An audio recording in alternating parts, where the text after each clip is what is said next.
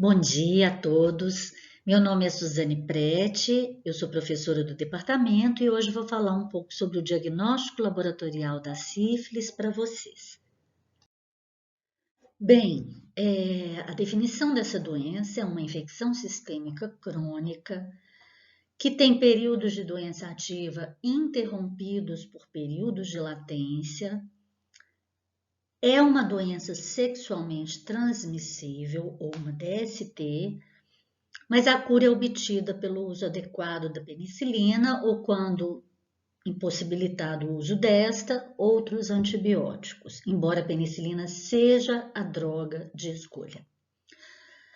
A etiologia essa doença é causada por uma bactéria, uma espiroqueta, chamada-se Treponema pallidum, nós podemos ver aqui à direita,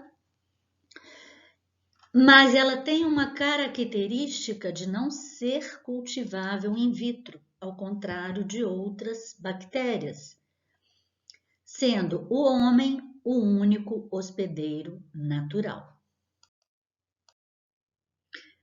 Bem, gente, esse gráfico ele é autoexplicativo, ele vai mostrar a importância da sífilis, de se falar sobre sífilis hoje, porque olha aí a curva ascendente dos casos de sífilis adquirida, sífilis em gestantes, sífilis congênita, em curva cada vez mais ascendente no Brasil e que é paralela ao restante do mundo. E isso é uma coisa digna de nota, de ser mencionada, de grande importância, porque esses diagnósticos não estão sendo feitos e, mais ainda, porque as pessoas estão adquirindo cada vez mais sífilis, uma vez que ela é uma doença curável com penicilina. A sífilis em gestante, ela pode e deve ser tratada também com a penicilina, dessa forma fazendo com que a sífilis congênita não exista mais. E a história natural da doença, gente? Sabemos que a sífilis, ela acontece após o contato com um indivíduo que porta uma lesão contaminada e depois disso 1/3 dos contatos torna-se, portanto, contaminado também. Após um período de 10 a 90 dias, aparece a sífilis primária, que é caracterizada por uma lesão indolor, ulcerada e de bordas enduradas, que geralmente aparece no local de inoculação da bactéria, frequentemente os órgãos genitais. Aqui chamando atenção para a presença de 2 lesões, deve ser um indivíduo HIV positivo, onde isso é comum. Essa lesão ela vai regredir espontaneamente após um período de 3 a 12 semanas, o indivíduo entra em fase secundária, onde a bactéria se dissemina pelo corpo e pode atingir qualquer órgão do indivíduo.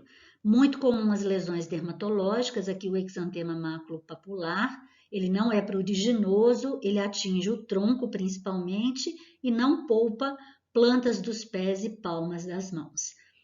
Também sem tratamento existe regressão espontânea e após um período que vai até 12 semanas ele ingressa na fase latente, sem sinais e sintomas.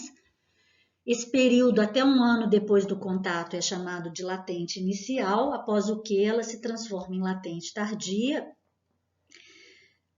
E ou o indivíduo vai permanecer em latência, se não diagnosticado, ou 1/3 deles vai desenvolver a sífilis terciária, cuja manifestação mais comum hoje em dia é a neurosífilis. Portanto, é uma doença crônica e classificada de acordo com as suas fases.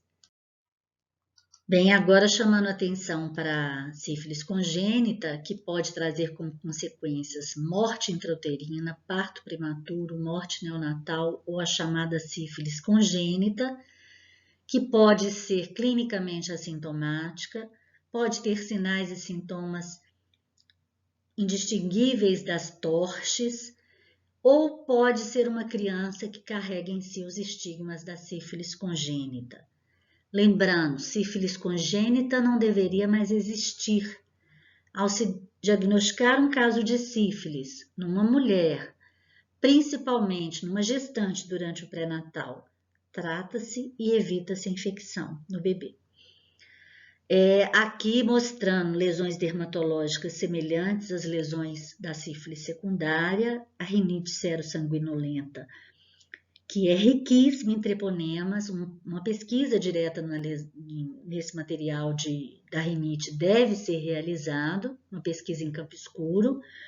E aqui 2 sequelas permanentes, que são os estigmas. Existem outros, mas aqui a tíbia em sabre e os dentes de Hutchinson. Bem, as formas de transmissão, elas se dão através do contato sexual, transplacentária, transfusões sanguíneas, transplantes de órgãos e aleitamento materno, embora não seja contraindicação do mesmo, se a mãe tiver, ao amamentar, aquelas lesões de pele ricas em treponema. Sabemos que a doença é transmissível nas fases primária, secundária e latente, sendo que na gestante ela também é transmissível na fase latente tardia e terciária. Então a gestante ela pode transmitir sífilis para seu bebê em qualquer momento da doença. Agora nós vamos entrar propriamente no diagnóstico laboratorial da sífilis, que é caracterizado por 2 grandes grupos. O primeiro são testes bacteriológicos ou diretos, que seria a pesquisa do treponema na lesão, uma vez que o treponema não é cultivável. E o segundo grande grupo, talvez o mais utilizado, de testes sorológicos, onde eu vou realizar uma pesquisa de anticorpos séricos. Então, no diagnóstico laboratorial, nós vamos começar pelos testes bacteriológicos ou diretos, onde eu realizo uma pesquisa do treponema na lesão, uma vez que a bactéria não é cultivável, não há meio de cultura para seu crescimento. O método é uma microscopia de campo escuro, como nós podemos ver na foto, que propicia um contraste bastante facilitador entre o fundo da lâmina, onde o material da coleta vai ser depositado, e a presença das espiroquetas, bem como mostra também o movimento específico dessas espiroquetas. Entretanto, é uma coleta muito delicada, portanto, a positividade depende de vários fatores. Essa coleta que eu acabei de mencionar, onde eu devo escarificar o fundo da lesão, porém sem levar sangue, colocar sobre uma lâmina de vidro, cobrir com lamínula e transportar imediatamente ao microscópio, uma vez que o treponema é sensível, pode morrer e perde seu movimento, que é muito importante na caracterização de um exame como positivo. Da mesma forma que o examinador deve ser muito bem treinado e a fase da doença ser uma fase compatível com a presença de bactérias nas lesões, o que não é verdadeiro para todas as fases da sífilis.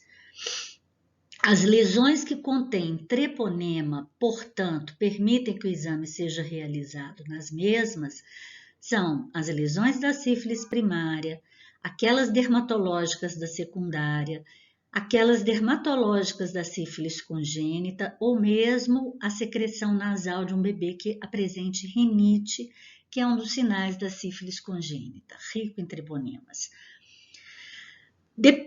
Por causa dessa positividade dependente de vários fatores, um teste negativo não exclui a doença, uma vez que um resultado positivo, um teste positivo, confirma o diagnóstico. Entretanto, o método não pode ser usado para lesões orais nem retais, uma vez que esses locais eles possuem treponemas saprofíticos. Os testes sorológicos, gente, são na verdade os testes mais utilizados atualmente para o diagnóstico da doença. Por quê? Porque eles são muito fáceis, muito baratos, enquanto a pesquisa de treponema só pode ser feita na sífilis primária e secundária ou congênita, e ela está restrita a pouquíssimos laboratórios que a realizam. Esses testes sorológicos, eles são designados para detecção de anticorpos e são divididos em 2 grandes grupos: os testes não treponêmicos, que detectam anticorpos contra antígenos fosfolipídicos que não são específicos do treponema, mas que estão lá também, são chamados anticorpos antifosfolípides. O mais comum de nós detectarmos é o anticardiolipina, a reação é chamada de VDRL.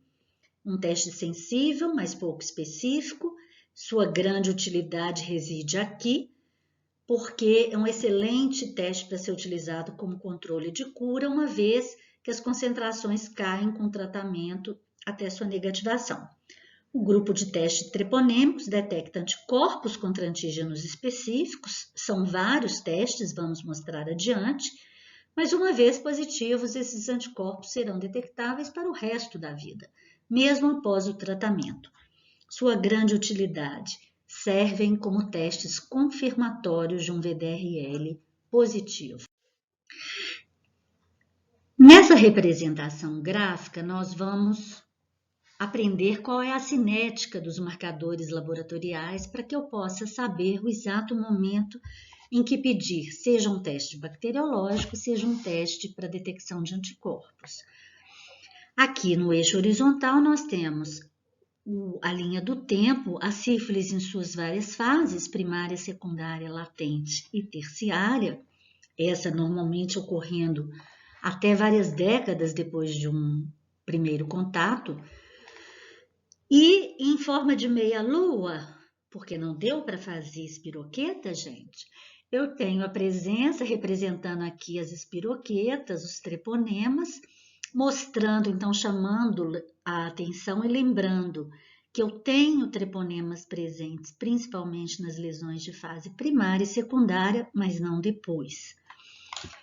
As curvas representando os anticorpos, nós vamos para a primeira curva, que seria os anticorpos específicos, anti-T pálido, detectado pelos testes treponêmicos. Esses se iniciam geralmente da metade para o final da fase primária, então não estão presentes logo que a infecção inicia e o cancro aparece. Eles atingem seu pico na fase secundária e vão permanecer detectáveis ao longo de toda a vida do indivíduo.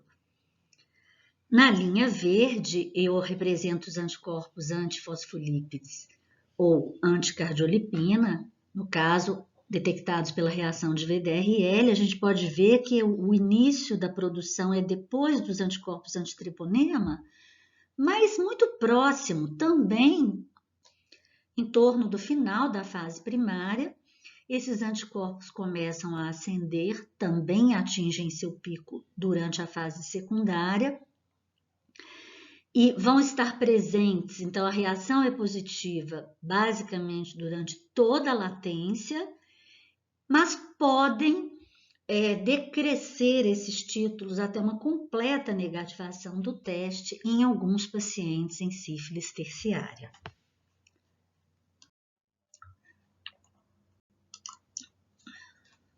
Nós vamos começar pelo teste mais comumente utilizado como teste de triagem, que é o VDRL, então um teste não treponêmico, cujo princípio é muito simples, muito semelhante a uma reação de aglutinação, em que uma amostra de soro, em que eu quero saber se tem ou não anticorpos não treponêmicos ou anticardiolipina, se ele vai reagir com uma quantidade de antígeno de cardiolipina que é colocado por nós no laboratório, em quantidades que são pré-determinadas. Havendo reação antígeno-anticorpo, vai ocorrer o que nós chamamos de floculação. Então, o que nós vamos ver? É uma leitura que é feita ao microscópio, ela é uma reação em que não existe coloração, mas eu posso observar aqui em preto, em escuro, os flocos decorrentes dessa reação antígeno-anticorpo. Então, o antígeno de cardiolipina se ligou aos anticorpos do paciente. Quando uma amostra que inicialmente é testada, essa amostra de soro, uma amostra pura, quando ela se mostra reagente, eu preciso estimar a quantidade de anticorpos presentes nessa amostra. Não que isso tenha efeito prognóstico para o paciente, mas porque eu preciso estabelecer qual é a quantidade qual é o título final da reação, uma vez que esse exame vai ser utilizado como controle de tratamento e esse título vai cair progressivamente diante de um tratamento bem feito. Então, como é que a gente faz isso? são feitas diluições sucessivas da amostra de soro do paciente. Cada diluição dessas é testada novamente frente ao antígeno. Então, eu vou observar cada diluição e a última diluição, a maior diluição, onde eu ainda puder visualizar floculação, essa é a diluição correspondente ao resultado do paciente. Então, esse resultado será a maior diluição, que nós passamos a chamar título, do soro que for reagente. O que é um título? O título é o inverso de uma diluição.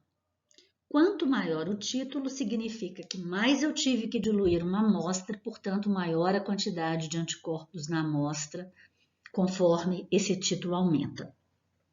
Aqui, só para lembrar como é feita uma diluição de 2 vezes, que é a inicial, que vai nos render um título de 1:2. Ela é composta por partes iguais do soro do paciente, aqui representado por um suposto anticorpo positivo, e uma quantidade igual de salina, ou seja, o soro do paciente está diluído num volume 2 vezes ao seu próprio volume.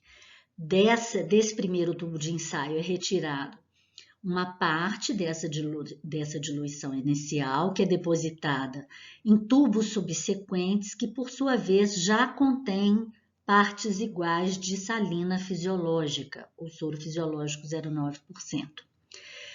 Assim, uma diluição 1:2, quando diluída mais 2 vezes, ele rende uma diluição de 4 vezes, e assim subsequentemente 8 vezes, 16, etc. O título correspondente a cada diluição é seu inverso. Então, a uma diluição de 2 vezes corresponde um título de 1:2, uma diluição de 16 vezes o soro original corresponde a um título de 1:16 e assim sucessivamente. Lembrem-se sempre, título não é fração, portanto, um título de 1:128, na verdade, é maior que um título de 1:4, uma vez que este soro ele foi positivo mesmo sendo diluído 128 vezes. Nós vamos observar 3 exemplos de resultados possíveis de VDRL, resultados reagentes, resultados não reagentes. De que forma eles são liberados para o médico assistente. Então, duas amostras reagentes em títulos diferentes, uma amostra não reagente e aqui a grande pergunta, por que titular uma amostra de soro cujo VDRL foi reagente? Sabemos que quanto mais alto o título, maior o VPP para sífilis. Sabemos também que VDRLs com títulos maiores ou iguais a 1:16 já têm esse alto valor preditivo positivo para a doença. Os falsos positivos podem ocorrer e geralmente você suspeita de um falso positivo quando os títulos são baixos, claro, ressalvado muito início da doença ou mesmo uma sífilis tardia, e novamente porque os títulos caem após tratamento. E eu posso observar se o paciente evoluiu para a cura, se houve uma falha terapêutica ou mesmo uma reinfecção. Nesse slide, nós podemos ver que existem causas de VDRL falso positivo. O VDRL é um teste que, se utilizado como teste de triagem, uma vez positivo, deve ser seguido de testes confirmatórios mais específicos. E aqui nesse slide vocês veem as causas infecciosas como grandes estimuladoras da resposta imunohumoral, bem como causas não infecciosas, ressaltando a própria gravidez. Uma gestante ela pode ter um VDRL falso positivo pelo simples fato de estar grávida. E quanto aos falsos negativos? Um VDRL ele pode ser falso negativo se a infecção está muito no início da fase primária, não houve ainda concentração detectável de anticorpos, ou se passaram anos após essa infecção primária, ele está em sífilis terciária, ou raramente devido ao fenômeno de prozona, que é muito raro, mas pode ocorrer principalmente na sífilis secundária, e vocês vão ao capítulo 6 do nosso livro para relembrar esse fenômeno. Ele se dá pela resposta humoral em excesso de anticorpos que determinados indivíduos fazem, de forma que eu não tenho uma proporção entre a quantidade de anticorpos que a maioria dos infectados tem e a quantidade de antígenos que é colocada na placa de reação do VDRL, portanto, fazendo acontecer uma reação antígeno-anticorpo e que se visualiza a partir da floculação. Aqui à esquerda é esse raro indivíduo que ele produz muitos anticorpos para uma mesma quantidade de antígeno que é sempre pipetada, ou seja, esses anticorpos sequestram os antígenos antes que eles possam formar a rede e esse resultado, então, ele é reportado como não reagente. Uma diluição desse material vai diminuir a quantidade de anticorpos e em algum momento esse indivíduo vai sair deste ponto da curva e apresentar a floculação. Bem, gente, em relação aos testes treponêmicos, historicamente o primeiro teste que apareceu foi um teste de imunofluorescência indireta, o nome dele é FTA-ABS, esse é o significado do teste, e nesse teste ele é realizado ao microscópio, um microscópio de luz ultravioleta, onde eu tenho uma lâmina e nessa lâmina eu tenho os próprios treponemas pálidos mortos e fixados nessa lâmina, então eles não soltam. Sobre ela eu coloco a amostra do paciente, aqui eu representei com uma amostra positiva, ele tem anticorpo anti-T pálido, ele tem sífilis, e posteriormente, após o que é realizado uma lavagem para retirar tudo que não estiver ligado à lâmina, eu vou revelar este imunocomplexo com uma anti-imunoglobulina humana conjugada, ou seja, marcada com fluoresceína, que é um composto fluorescente. Quando excitado pela luz ultravioleta, ele emite luz verde. Então, aqui nós podemos ver o resultado de um FTA-ABS positivo.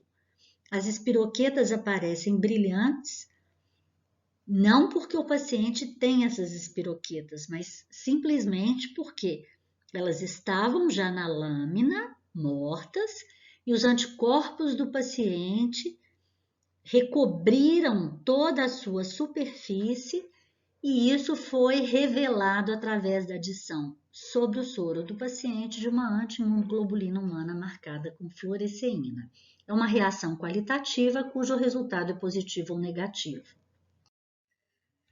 Na reação de ELISA, onde eu tenho também detecção de anticorpos anti-T pálido, eu vou ter uma fase sólida que é constituída por uma plaquinha com 96 cavidades, essa placa é de poliestireno e ela já vem revestida com proteínas recombinantes do treponema pálido. A cada cavidade eu vou acrescentar a amostra de um paciente, nesse caso aqui o paciente tinha anticorpo anti-T pálido, que se liga ao antígeno. Eu vou revelar essa ligação através da adição de uma antigama-globulina humana, aqui em azul, marcada com uma enzima, esse asterisco, daí o E da reação de ELISA, e posteriormente vai ser pipetado um substrato que essa enzima, uma vez fixada por toda essa ligação subsequente entre antígenos e anticorpos, ela vai decompor esse substrato e vai levar à formação de uma solução corada e a intensidade dessa cor ela vai ser proporcional à quantidade de anticorpos que existe na amostra. A partir de um determinado corte ou valor de corte, essa reação é considerada positiva. Mais anticorpos conferem um prognóstico diferente ao paciente? Não. Já nos imunoensaios quimiluminescentes ou quimiluminescência, eu tenho um princípio também bastante semelhante aos dois ensaios previamente vistos, mas o produto final é luz luminescente. Luz luminescente ou quimiluminescente, ela é obtida a partir de um substrato específico, cuja decomposição vai levar à emissão dessa luz. Geralmente é um composto químico que provoca essa reação. Então, brevemente, nós temos aqui uma fase sólida, também contendo proteínas recombinantes do T pálido. É adicionado o soro do paciente, esse paciente tem anticorpo anti-T pálido, se liga, e eu coloco uma anti-imunoglobulina humana, só que desta vez marcada com um composto químico, um marcador químico. Esse marcador químico, ele vai agir aqui representado, ele vai agir sobre um substrato específico, o vagalume está aqui, não é à toa, o luminol, que é a molécula que o vagalume utiliza, é basicamente uma dos substratos mais utilizados, e vai haver a emissão de luz. Os instrumentos são muito poderosos e detectam quaisquer raios de luz emitidos. Hoje é a reação sorológica mais sensível que nós temos num laboratório. Por fim, gente, o teste treponêmico no formato de teste rápido, também para pesquisa de anticorpo anti-T pálido, que tem a grande facilidade, como nós já vimos na aula da Covid-19, de poder ser realizado em loco no paciente, com sangue total através de punção digital, ou mesmo soro e plasmas em ambiente laboratorial. Esses testes rápidos para sífilis hoje estão disponíveis nos postos de saúde, onde esses pacientes são abordados através do fluxograma invertido. Segue basicamente o mesmo princípio que nós vimos para os testes rápidos na COVID, aqui mostrando, portanto, as possibilidades de resultados, né? São cassetes contendo uma tira como fase sólida. Isso aqui é um resultado positivo, o paciente tem banda formada na região do teste, que é o paciente, banda formada na região de controle, que tem sempre que estar presente, um resultado negativo, onde só a banda controle é vista, resultado inválido, onde não aparece banda controle. Não posso liberar este resultado. Como é o princípio desse teste rápido? A imunocromatografia de fluxo lateral, já vimos. Uma amostra de sangue é depositada neste orifício por sobre o início da tira. No caso aqui, nós vamos representar por uma amostra de sangue contendo anticorpos anti-T pálido. Essa amostra começa a migrar pela tira, com auxílio de uma solução tampão que já vem no kit. Essa amostra, portanto, esses anticorpos presentes na amostra, ao migrar, eles vão encontrar um conjugado, né, nesse local da tira, que é composto por um anticorpo, anti-anticorpo, portanto, uma anti-imunoglobulina, marcada com essa bolinha vermelha que é o ouro coloidal. Então, aqui embaixo já está representado a amostra que migrou, os anticorpos anti-T pálido do paciente se ligaram ao anti-anticorpo marcado. Essa amostra continua a migrar e vai se deparar com o quê? À frente, vai se deparar com os antígenos do treponema pallidum, estes fixados na tira, presos à tira, onde o anticorpo do paciente vai, por sua vez, se ligar. E nós vamos ter o antígeno do treponema que está preso na tira, o anticorpo do paciente no meio e o anti-anticorpo marcado com ouro coloidal por cima. Ao alinhar todos esses imunocomplexos numa única região da tirinha, o meu olho começa a enxergar essas partículas de ouro coloidal, que, como estão alinhadas devido ao alinhamento dos imunocomplexos, eu passo a enxergar como banda visível avermelhada. Como é que a banda de controle aparece? Por quê? Ele aparece porque eu tenho mais à frente da tira anti-anticorpos que serão responsáveis por capturar uma parte desses anticorpos, anti-anticorpos marcados, que sempre existem em excesso na tira e que todo paciente, em todas as tiras, eu vou ter. Então, esse anti-anticorpo ele vai ser imobilizado por um anticorpo, normalmente uma anti-IgG, portanto, a banda de controle ela sempre vai aparecer. Vou mostrar para vocês os dois fluxogramas que existem, a começar do mais tradicional ou convencional, que utiliza um teste de triagem para o diagnóstico sorológico, nesse caso a triagem seria o VDRL, e como sabemos que ele não detecta anticorpos específicos anti-treponema, uma vez reagente, ele deve ser seguido por um teste confirmatório, que seria um teste treponêmico, seja ele qual for. Devemos lembrar aqui que uma combinação de um VDRL positivo e um teste treponêmico positivo, existe nesta combinação um altíssimo valor preditivo positivo para sífilis. Só prestem atenção na possibilidade de um VDRL poder não estar reagente, seja muito no começo da sífilis primária, seja na sífilis terciária. É importante ressaltar que não apenas o fluxograma tradicional existe, mas nos últimos anos tem se praticado a utilização desse fluxograma invertido, que, como o próprio nome indica, inicia usando como teste de triagem um teste treponêmico. Hoje nos postos de saúde isso é muito utilizado usando o teste rápido. Se negativo, não há nem houve sífilis algum dia. Se positivo, ou a pessoa tem ou teve sífilis. Como sabê-lo? Realizamos então o VDRL, daí o fluxograma ser invertido. Se o VDRL for reagente, então tiver reagente e tiver um título determinado, é sífilis. Se o VDRL for não reagente, esta pessoa tem algumas possibilidades. Ela pode ter tido sífilis e foi tratada, não se lembra, mas na verdade o VDRL negativou. A história, talvez bem colhida, pode trazer essa informação para você. Ou pode ser uma sífilis terciária assintomática, lembrando que eu posso ter, numa sífilis terciária após anos, um VDRL totalmente não reativo. Ou ainda pode ter sido um teste treponêmico falso positivo. Nestas três últimas possibilidades, uma vez que é possível um resultado treponêmico falso positivo, o Ministério da Saúde nos recomenda a então realizar um segundo teste treponêmico de metodologia diferente.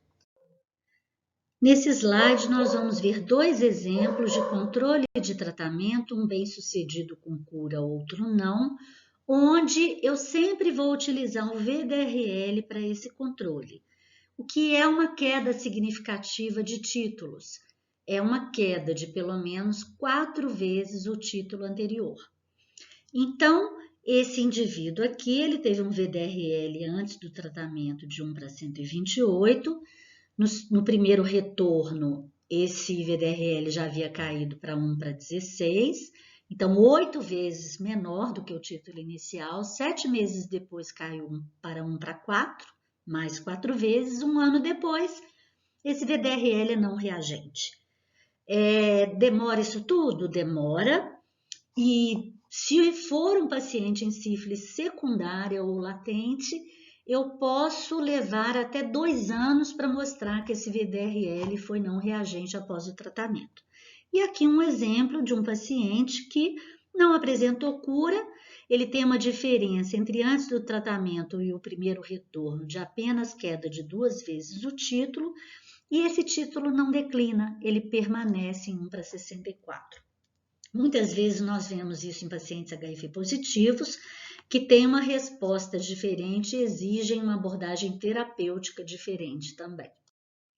Diagnosticando um possível caso de sífilis congênita. Então, lembrando, para haver sífilis congênita, a mãe tem que ter o diagnóstico firmado de sífilis ou pelo menos suspeito.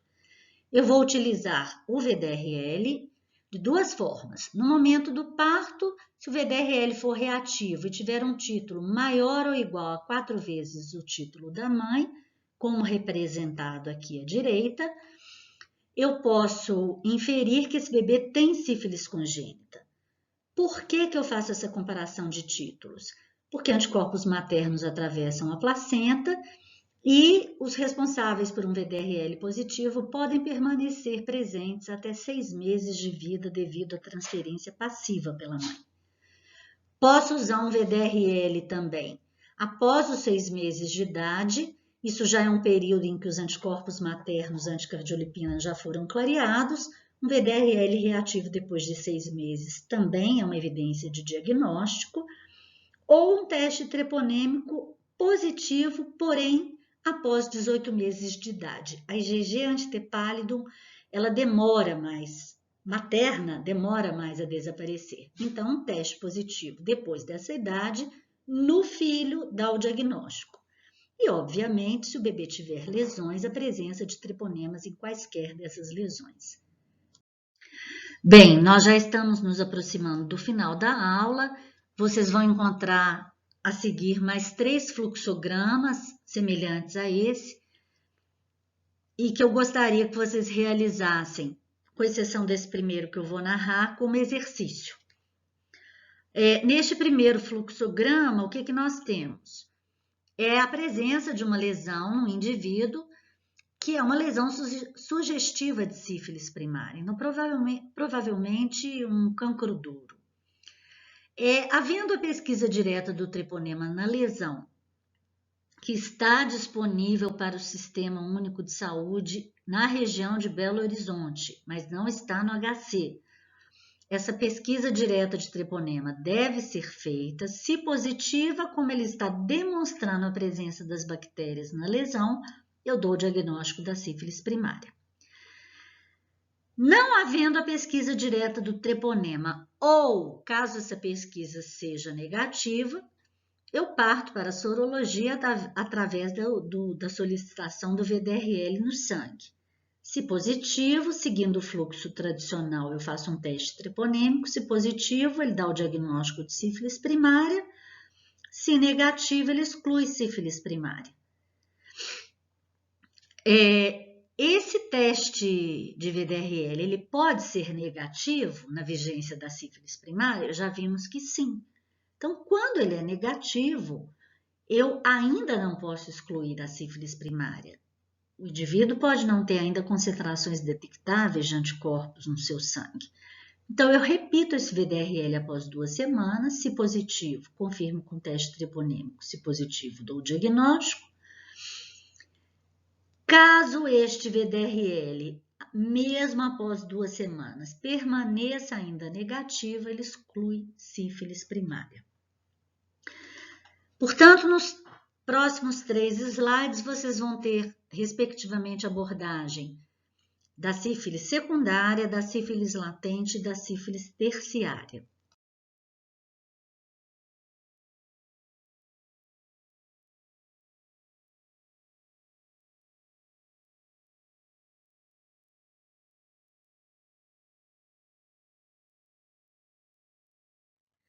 Bem, então eu vou encerrar essa aula trazendo para vocês a recomendação do Conselho Federal de Medicina e da Sociedade de Infectologia, onde todos os pacientes hoje em dia devem ser investigados para estas infecções. Quais?